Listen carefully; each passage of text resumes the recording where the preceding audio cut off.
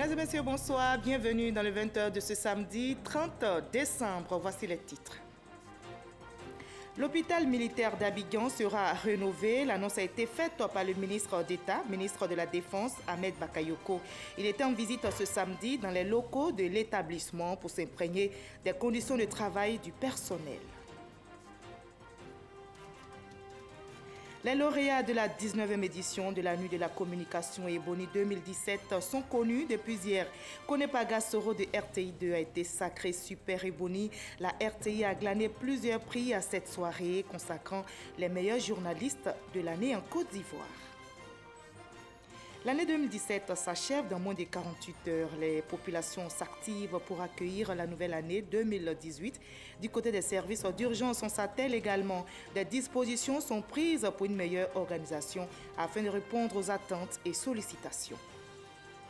Enfin, au Mali, Soumelou Boubei Maïga, secrétaire général à la présidence et ancien ministre de la Défense, a été nommé au poste de Premier ministre. Il remplace Abdoulaye Idrissa Maïga qui a présenté hier soir sa démission et celle de son gouvernement. Soyez la bienvenue sur RTI1. Ajoutez notre rendez-vous culturel de samedi. La rédaction a décidé ce soir de vous arracher le sourire pour accueillir la nouvelle année 2018 dans la gaieté.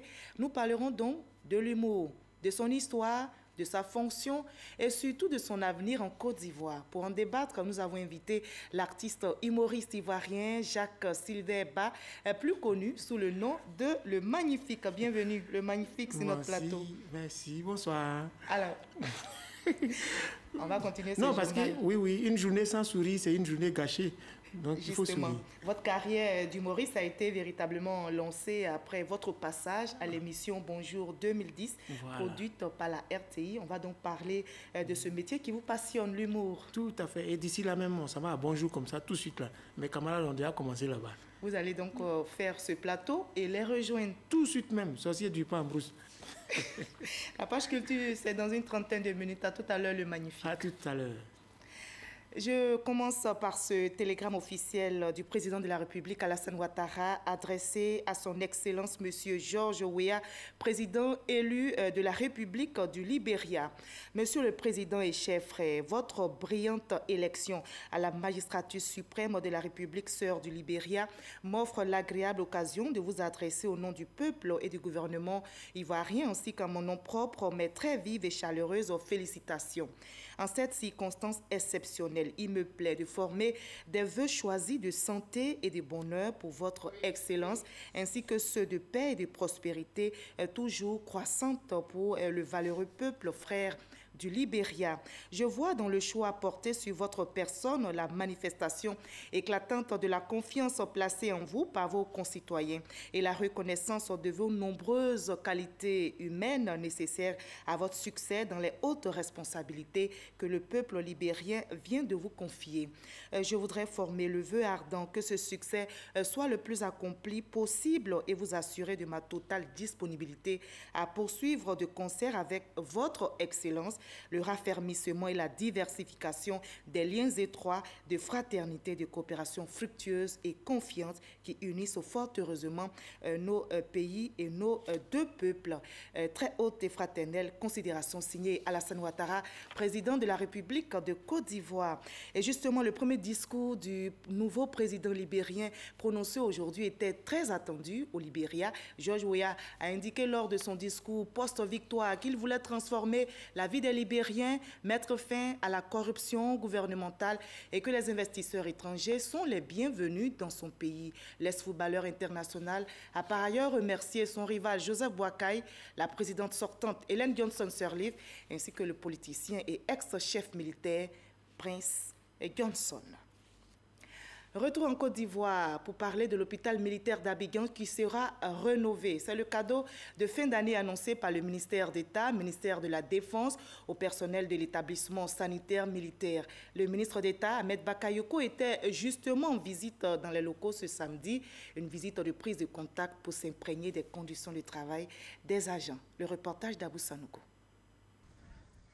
L'hôpital militaire d'Abidjan, seul hôpital militaire de Côte d'Ivoire, Construit en 1980 dans le but de recevoir les militaires de l'armée ivoirienne et leurs familles, a reçu le ministre d'État, ministre de la Défense Ahmed Bakayoko.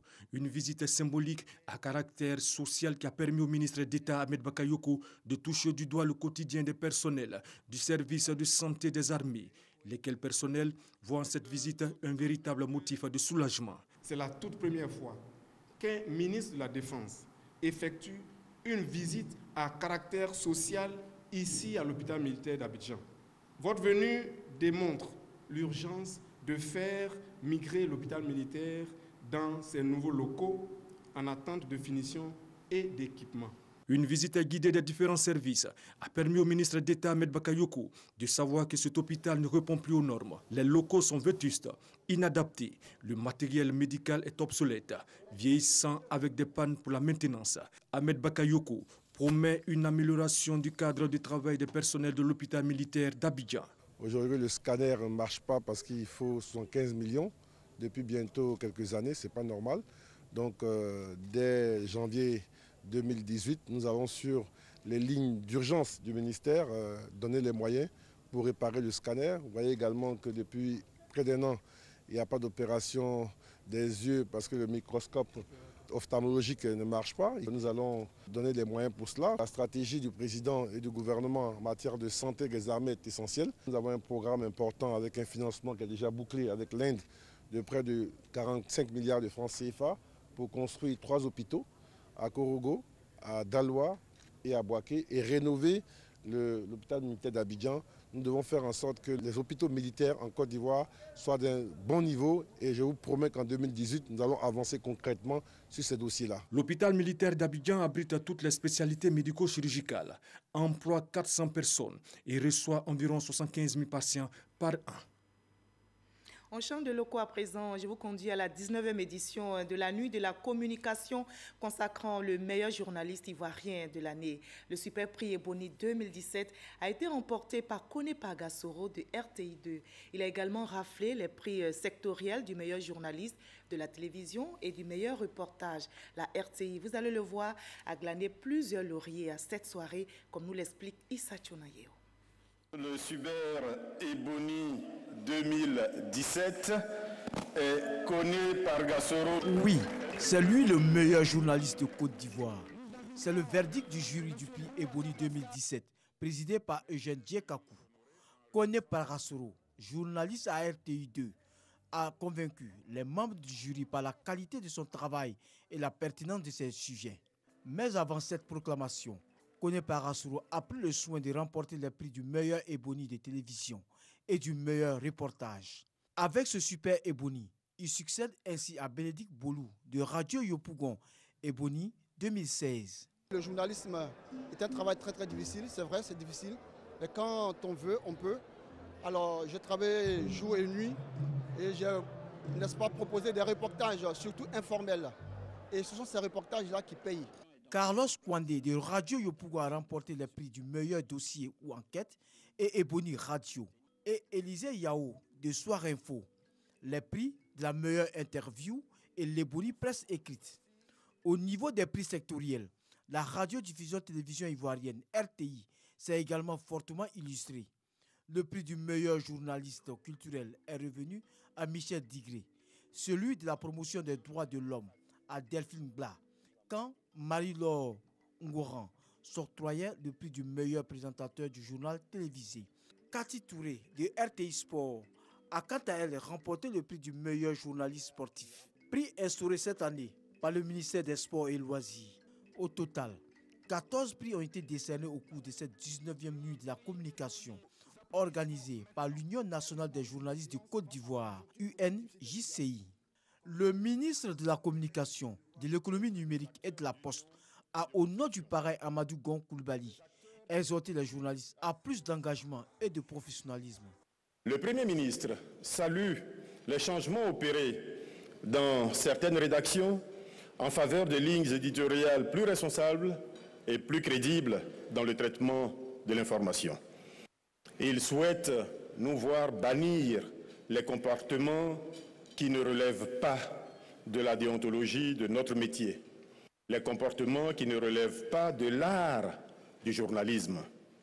J'utilise à dessein le mot art pour sublimer ce métier noble, ce quatrième pouvoir, le vrai journalisme, qui témoigne de son temps, qui dit ce qui est, qui critique et qui propose. Le ministre Bruno Nabagno-Koné n'a pas manqué de saluer les nombreux efforts du président de la République, Alassane Ouattara, en faveur de la presse. Un appui de l'État à travers le Fonds de soutien et de développement de la presse, FSDP, matérialisé par une augmentation de l'enveloppe de 500 millions de francs CFA en 2015 à plus d'1 milliard de francs CFA en 2017. L'opération « Un journaliste, un ordinateur » a été lancée au cours de cette nuit des ébonies par le ministère de la Communication, de l'économie numérique et de la Poste. Cette opération permettra aux journalistes d'acquérir un ordinateur à moindre coût. 4 ordinateurs ont été remis symboliquement au cours de cette soirée. Voilà, Ebony 2017, super prix remporté par Koné Pagassoro. Félicitations à notre confrère de RTI2. Je vous livre un autre communiqué dans ce 20h. Le directeur général des impôts porte à la connaissance des contribuables que l'annexe fiscale à la loi de finances du 27 décembre 2017 portant budget de l'État pour l'année 2018 a été publié au journal officiel numéro 7 spécial donc du vendredi 29 décembre 2017. Par conséquent, il les informe qu'en application des dispositions du décret du 18 mai 1961 fixant les modes de publication des lois et actes réglementaires, les mesures contenues dans l'annexe fiscale à la loi des finances précitée entrent en vigueur à compter du mardi 2 janvier 2018.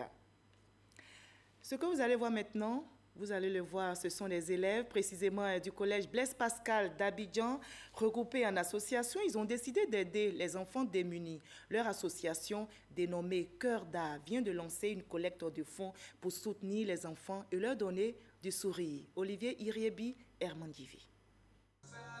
Défilé de mode, danse, exposition d'objets d'art et vente d'articles ont meublé le gala de levée de fonds de l'association Cœur d'Art des élèves du collège Blaise Pascal d'Abidjan. Ces fonds vont servir à la réhabilitation d'une bibliothèque dans la commune de Makori et à la réalisation de projets ponctuels. Des actions que l'association Cœur d'Art entend mener au titre de son programme d'activité 2017-2018. Un engagement qui traduit sa volonté d'aider les enfants des couches défavorisées à s'épanouir. On essaye le plus possible de récolter le maximum d'argent pour venir en aide aux enfants. On fait de nombreux projets, donc on n'a pas vraiment de gros projets de fin d'année. Mais voilà, on essaye d'aider tout au long, chaque année aider tout au long. Et chaque fois qu'on reçoit de l'argent, c'est reversé aux enfants, c'est réutilisé pour aider et ainsi de suite. Créée en 2013 par les élèves des séries littéraires, l'association Cœur d'Art a à son actif plusieurs actions de charité. Voilà, le reportage d'Olivier Iriebi était commenté pour vous par Patricia Omouetia. À quelques heures de la célébration du Nouvel An, le ministre de l'Intérieur et de la Sécurité et la ministre de la Santé et de l'Hygiène publique sont en visite de terrain. Le ministre Diakité Sidiki a galvanisé les agents de sécurité avant les fêtes de fin d'année. De son côté, la ministre Raymond Goudou Kofi est allée s'assurer du dispositif sécuritaire autour des centres de santé. Ahmed Traoré, Issa Tchonayeho. Le poste de commandement du Centre de coordination des décisions opérationnelles, CCDO, la place d'armes de la préfecture de police, le poste d'alerte et des premiers secours basé à la cathédrale au plateau, la rampe de lancement des feux d'artifice au pont Charles de Gaulle, le dispositif CCDO à la caserne de la compagnie républicaine de sécurité, CRS2 de zone 4. Tous ces endroits ont été visités ce vendredi 29 décembre dans la soirée par le ministre de l'Intérieur et de la Sécurité en compagnie de sa collègue de la Santé et de l'Hygiène publique. Pour la revue des troupes, 72 heures avant la célébration du Nouvel An, il était question pour le ministre Issa Diakité de galvaniser ses hommes pour une meilleure sécurisation des fêtes de fin d'année, période propice aux agressions et autres braquages. Nos hommes nous ont rassurés.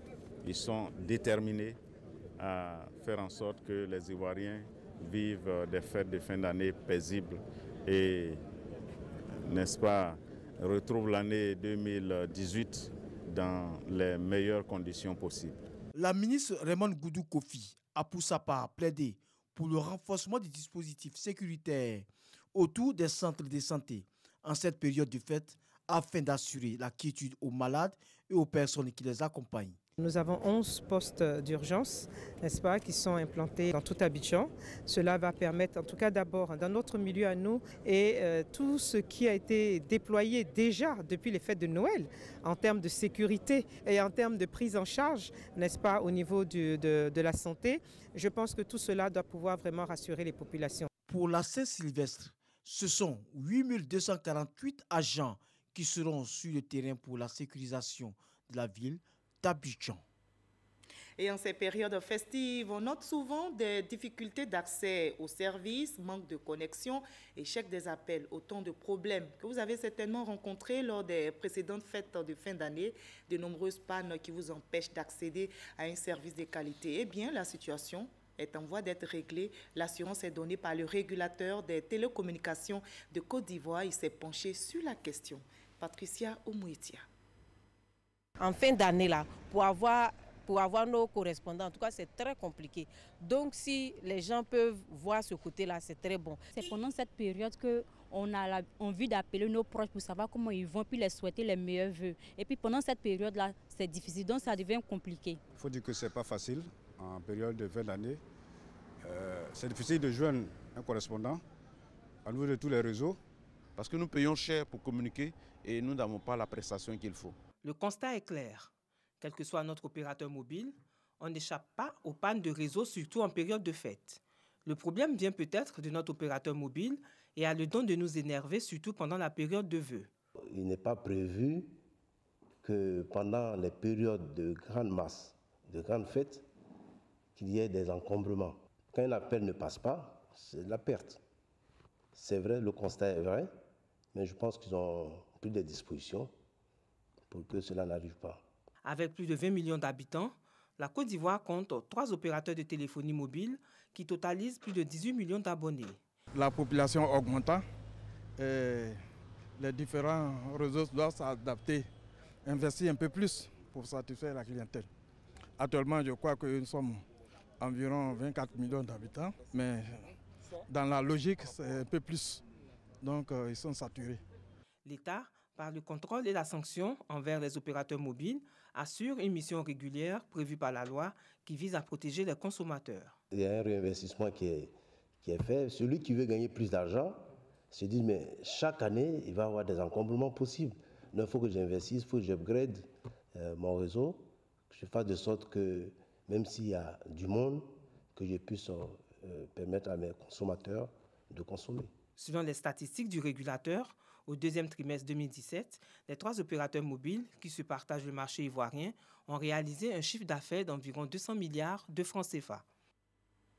Voilà, l'année 2017 s'achève. Dans moins de 48 heures, les populations s'activent donc pour accueillir la nouvelle année 2018. Du côté des services d'urgence, on s'attelle également. Des dispositions sont prises pour une meilleure organisation afin de répondre aux attentes et aux sollicitations. David Soyo, Ouattaramadou Walter. Samy, bonjour. Allô? Oui, bonjour madame. Nous sommes à Cocody, au centre d'appel du service d'aide médicale urgente SAMU. Cet agent est confronté régulièrement à des appels fantaisistes. Il reçoit en moyenne par heure 500 appels et seulement 1%, soit 5 appels sérieux. Allô? Après plusieurs appels fantaisistes, des coups de fil sérieux se signalent. Et aussitôt, des équipes se déploient sur le terrain. Avec cette période de fête, le responsable du service de régulation galvanise son équipe.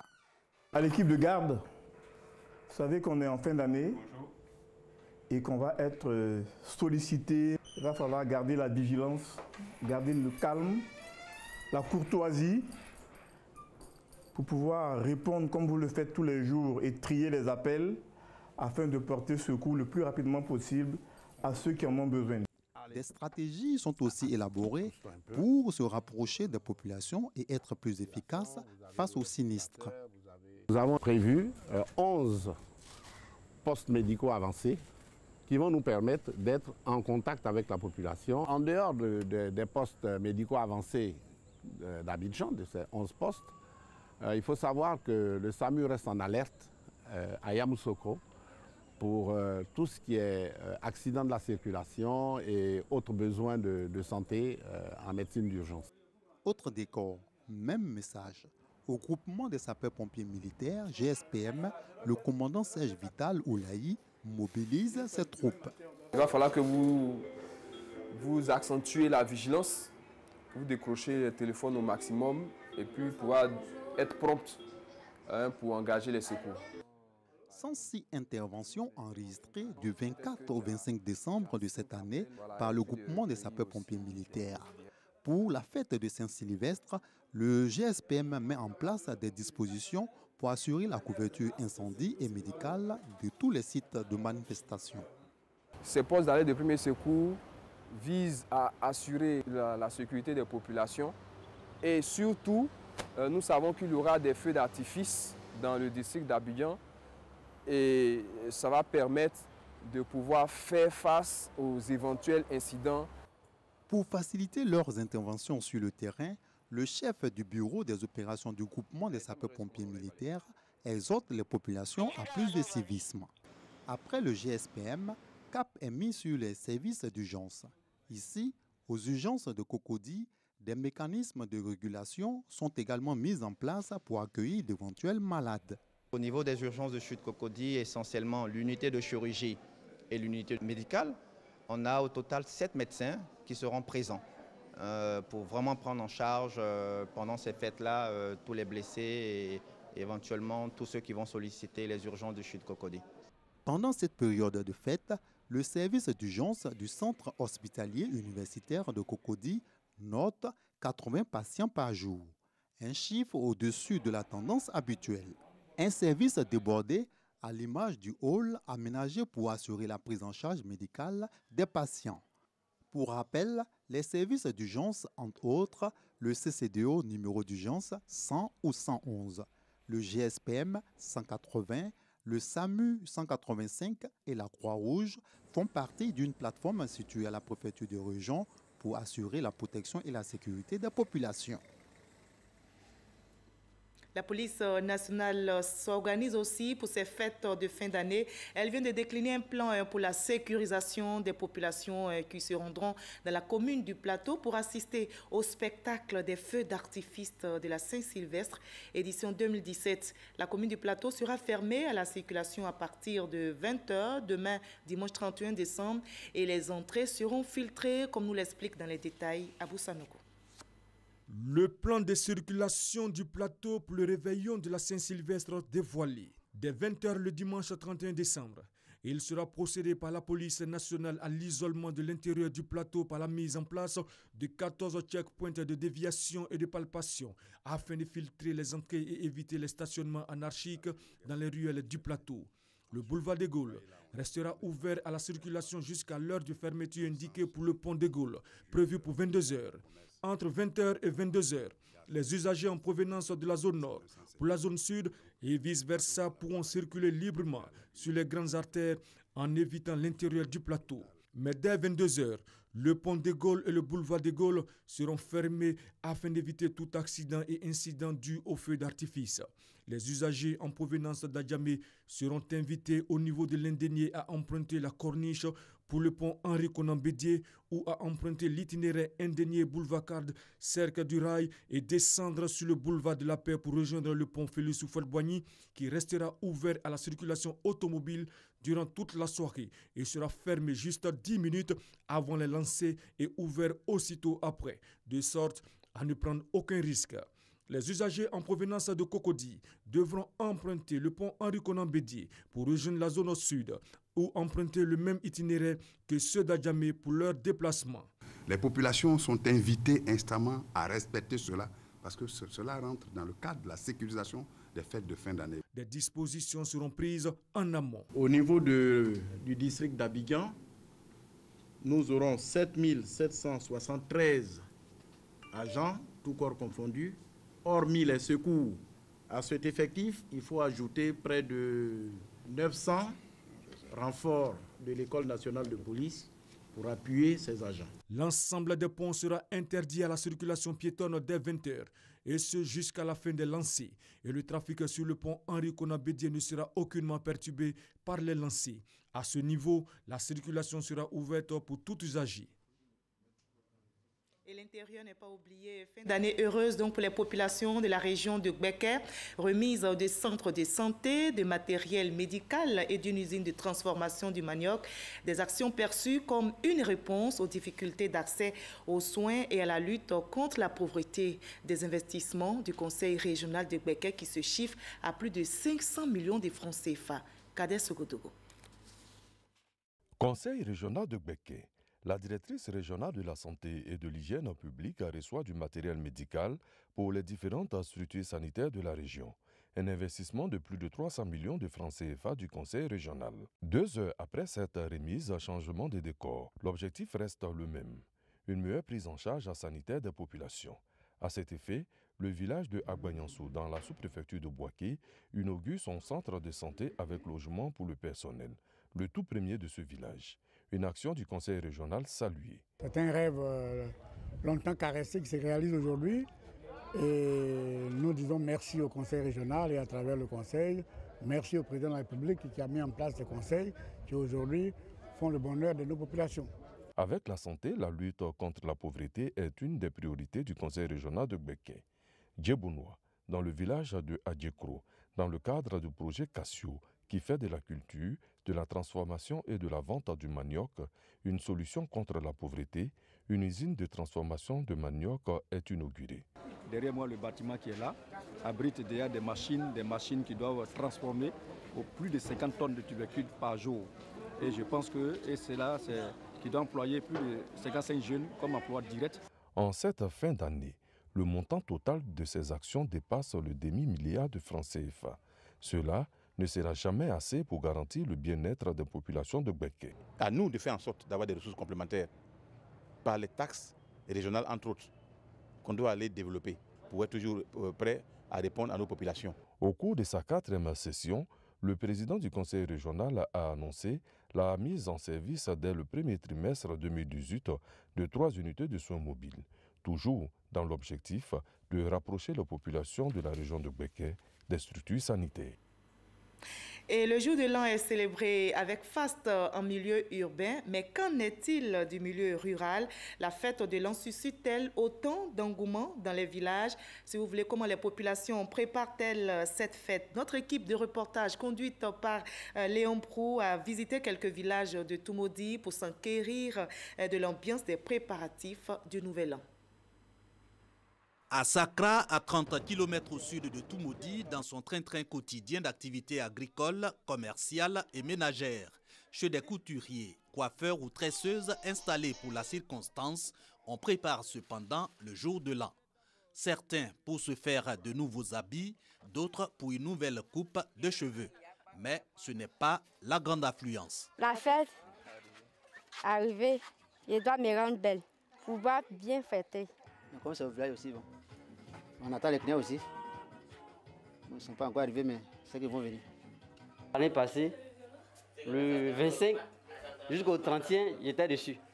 Mais cette année-là, du 24 jusqu'à l'heure là, bon, le coin un peu, c'est pas trop ça pour le moment. À l'origine, une campagne agricole morose à Asakra, pareil à Lomo Sud ou Oussou, d'autres villages du département de Toumoudi. Tradition oblige cependant, le jour de l'an, il faut vivre en famille une ambiance de fête. De ces localités, des départs donc pour la ville. Objectif, faire 16 emplettes. Le 31 décembre, on va fêter en famille avec les amis et puis les parents. On va prier Dieu. Autant que chez les futurs fêtards, de bonnes affaires aussi, côté transporteurs et commerçants. Ça se passe bien, mais on a un grand souci. C'est surtout la monnaie. Quand ce n'est pas la période de fête, on peut avoir 3, 4 ou 5 voyages. Nous avons enregistré 8 voyages pour le moment. Comme la nuit n'est pas encore tombée, on va continuer. Des difficultés financières certes, mais en milieu rural, du moins à Toumoudi, la fête de l'an suscite de l'engouement. Normal, il s'agit de sacrifier à une tradition, celle d'exprimer sa joie d'entrer sain et sauf dans une nouvelle année. Et pour les populations, aucun sacrifice n'est grand. À l'étranger, le Mali, qui a un nouveau Premier ministre, son nom est Soumelou Boubei Maïga. Il remplace Abdoulaye Idrissa Maïga, qui a présenté hier soir sa démission surprise et celle de son gouvernement. Le nouveau Premier ministre malien a notamment servi comme chef des services de renseignement, ministre des Affaires étrangères et secrétaire général de la présidence. Il est le 5e Premier ministre nommé par le président Ibrahim Boubacar Keïta, élu, je rappelle, en août 2013 pour un mandat de 5 ans. On ouvre maintenant la page culture de ce 20h et on en arrive à l'entretien avec notre invité de la page culture. Donc, nous sommes en compagnie de l'humoriste ivoirien, le Magnifique. Bonsoir. Merci, le Magnifique, d'être avec nous. Je vous en Alors, prie. dites-nous, oui. L'humour qui vous passionne, comment vous le définissez? Qu'est-ce que l'humour? Oui. L'humour, c'est un mot singulier, mais qui a une définition plurielle. L'humour a plusieurs aspects. C'est l'ensemble des actions mises en activité pour donner le sourire. Et aussi toucher la réalité, la traiter avec dérision et pour arracher le sourire à ceux qui sont en face de nous. Donc, voilà. Le rire. Comme vous allez faire distiller rire ça tout de suite là. Au Palais de la Culture de Treichville. C'est ça. Quelle est la différence entre l'humour et la comédie? Bien, la comédie, c'est un autre aspect, c'est un autre domaine complet. Le comédien, c'est ceux qui sont formés dans le théâtre. Par exemple, les acteurs du théâtre, du cinéma et autres, ce sont des comédiens. Et ceux-là, ils ont souvent double vocation. Le comédien, il peut... Deux vocations, voilà. C'est mieux, non? Oui, deux vocations. Oui, parce que vocation, là, c'est pas bon. Le rail au train passe pas. Donc, le comédien, qui est souvent l'acteur de théâtre, il peut aussi jouer des rôles avec un aspect, comment on appelle, dramatique, ou bien d'un aspect humoristique. Mais l'humoriste, il est celui-là même qui exerce sur scène, qui fait des stand-up, le one-man show, et qui est complètement différent du comédien. Voilà. Mais l'humoriste, s'il travaille, il peut devenir comédien. Et le comédien aussi, là. Oui, parce que quand tu joues ballon vers la fin, tu peux être entraîneur, consultant, agent de joueur, tout et tout. Donc, c'est un beau temps. En deux mots, le mot vous passionne. Dites-nous, comment vous avez embrassé ce métier? Bon, en fait, vraiment, je ne sais pas. Peut-être les gens diront que c'est un peu plus tendu, mais je suis né avec. C'est votre talent? Oui, et ma grand-mère qui m'a élevé, elle était comédienne aussi au village. Toute ma grande famille, là, c'est les comédiens sur moi. Et j'ai jamais voulu faire de ça même une profession. Mais vous en avez fait aujourd'hui une profession? Oui, vraiment. Et vous gagnez bien votre vie? Grâce à Dieu, on s'est débrouillé un peu. Alors, ce métier que vous aimez tant a une histoire en Côte d'Ivoire. Donc, l'histoire de l'humour ivoirien, c'est avec Issa Tchounayo. On va regarder et en discuter par la suite. Un artiste, mais on dit la AVC. À cause de ça, moi, je ne vais plus au WC. La Côte d'Ivoire est reconnue pour son humour. Plusieurs générations rivalisent d'ardeur pour porter haut le flambeau de cet art prisé par la population depuis des lustres. De grandes figures l'ont porté juste après les indépendances.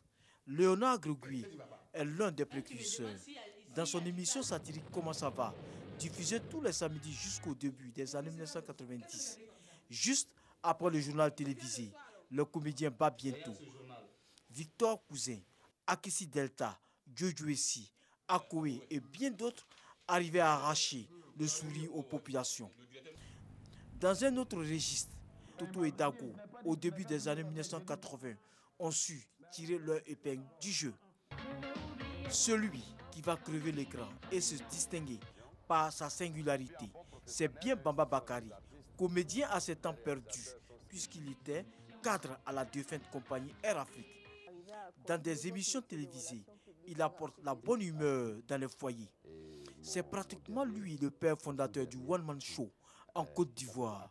On se souvient encore de son spectacle au Centre culturel français, CCF, en compagnie du comédien camerounais Feu, Jean-Michel Cancan.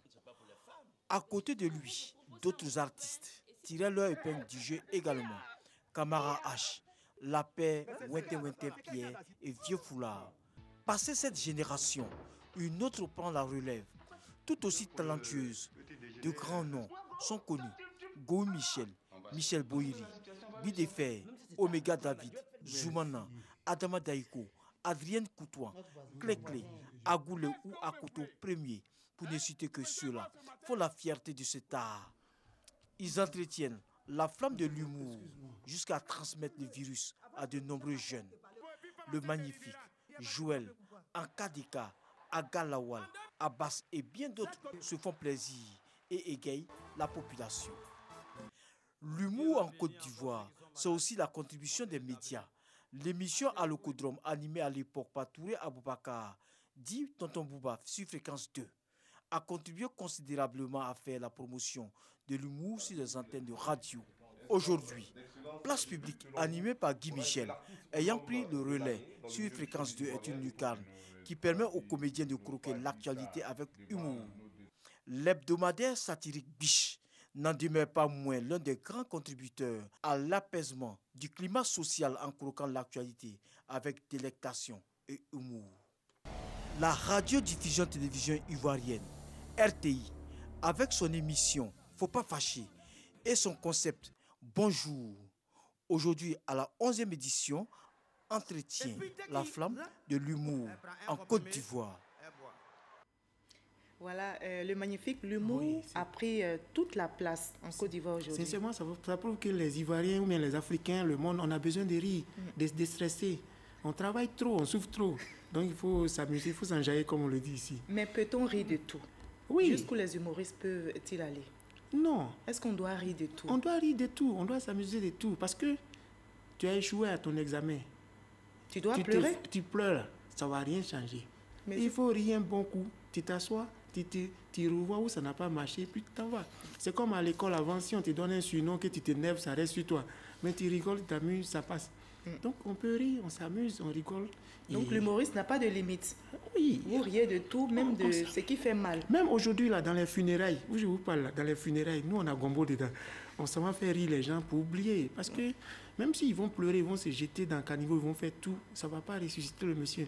Mais passer des messages à travers l'humour, à travers le rire, réconforter, donner le moral et puis vraiment avancer, affronter l'avenir. Donc l'humour a une fonction? Oui, l'humour a une fonction. C'est laquelle? L'humour a deux fonctions. D'accord. Voilà, en tant qu'humoriste, on a une fonction didactique. Ça fait rien, tu peux dire une fonction, non, ça peut nous faire rire. C'est important, l'humour a une fonction didactique, c'est-à-dire les enseignements, les leçons qu'on retient.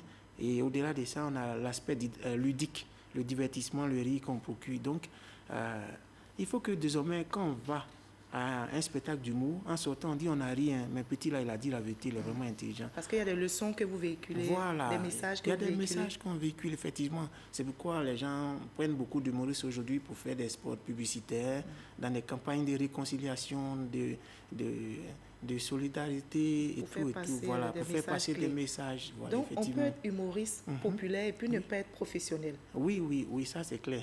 Populaire n'a rien à voir. C'est comme, on peut dire, quelqu'un qui a un succès médiatique, il n'a rien à voir avec un succès financier. Quelqu'un, tu vois beaucoup à la télévision, mais tu n'as rien. Donc, tu peux être populaire, on te connaît beaucoup, mais professionnel, pas organisé. Tu peux avoir beaucoup de défauts. Parce que le professionnalisme, ça exige beaucoup d'organisation, voilà, comme vous l'avez dit. L'avenir de l'humoriste. L'avenir de l'humoriste, ça... En parlant de votre cas pratique, vous êtes un exemple. D'accord. Le magnifique. Oui, l'avenir, ça promet, on doit travailler, parce qu'on a des objectifs à atteindre à long terme et à court terme. Donc, l'avenir est prometteur. Et c'est un métier qu'on devrait embrasser, qui ne doit pas être vu comme... Non, parce que l'humour, c'est une profession à part entière. Voilà. L'humoriste, là... C'est pas parce qu'on t'a renvoyé à l'école que tu vas faire l'humour, parce qu'il n'y a pas de travail. Non, comme le disait Confucius, la meilleure manière de ne pas travailler, c'est de faire ce qu'on aime. Voilà, parce que quand tu travailles, c'est comme une charge, un fardeau. Or, quand tu fais ce que tu aimes, c'est pas comme si tu es au travail, mais tu travailles. C'est un métier donc à embrasser. Alors, vous donnerez un spectacle tout à l'heure. Oui. Je ne vais pas vous retenir. Un spectacle à Bonjour 2018 au Palais de la Culture. Un avant-goût. On se met tuer. De ce qui nous attend. Et après, les pharmacies ne font pas publicité, mes médicaments sortent. Je suis le commandant Moriba, le seul DJ qui sort avec la servante de John Terry. Je donne rendez-vous tout à l'heure à bonjour, ils m'avaient comme ça. Ils ont commencé. Hein. Voilà, je suis venu juste un peu vous briefer, parce que vous savez, à Abidjan, les hommes, vous qui regardez la télévision, travaillez. Femmes n'aiment pas pauvres. Garçons travaillent au soleil, femmes mangent à l'ombre. Et tellement garçons souffrent. Même dans Tabaski, c'est mouton, garçon, on tue. Tous mes camarades. Je pense que le magnifique. Pardon, si on va s'arrêter comme ça. Non, mais si les femmes sont comme ça, là, c'est que c'est la faute aux hommes. Parce que la femme est une bonne mélodie si l'homme est un bon musicien. Et la suite, au palais de la culture. Tout de suite, quand même, bonjour, il m'avait comme ça. Il va changer des maillots et puis c'est gâté. Merci beaucoup. Merci, le magnifique. Merci en tout cas d'avoir été avec nous sur ce plateau. N'oublions pas tous nos petits frères humoristes qui doivent venir. L'humour, c'est un métier très exigeant. Ce qui fait rire en Côte d'Ivoire ne fait pas rire à Madagascar, au Comores, au Maroc. C'est pas gratuit, hein. Pour aller rire, on va payer. D'accord. Oui. 15 000. Oui, 15 000, ça va aller. Je sais que c'est dur, mais tu sais, c'est comme Kéyenou.